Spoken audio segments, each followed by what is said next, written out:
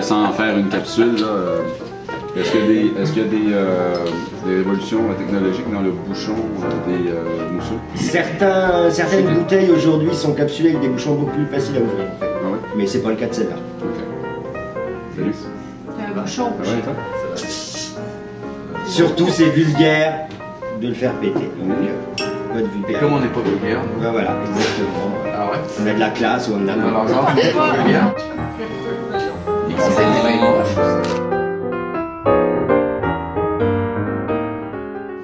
Après, on a la méthode traditionnelle qui s'appelle méthode champenoise en Champagne, parce que la Champagne a le droit d'appeler sa méthode champenoise.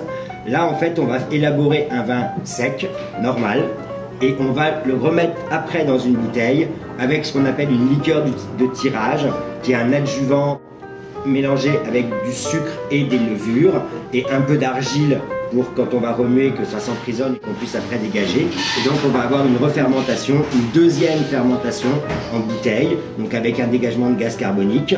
Les levures, quand elles vont mourir, vont avoir un dépôt. C'est pour ça que les bouteilles de champagne sont stockées la tête en bas dans un premier temps. Et on va être obligé de les dégorger, parce que tout ce côté autolyse des levures va donc se déposer dans le goulot.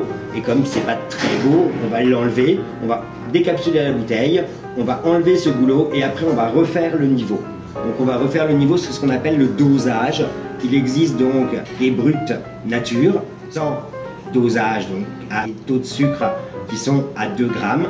Il existe des extra bruts qui sont en général entre 0 et 6 grammes de sucre résiduel par litre.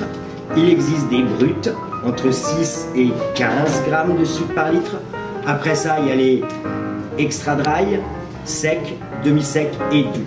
Et en fait, le dosage donc justement sert à faire ce niveau de sucrosité qu'on donne au champagne.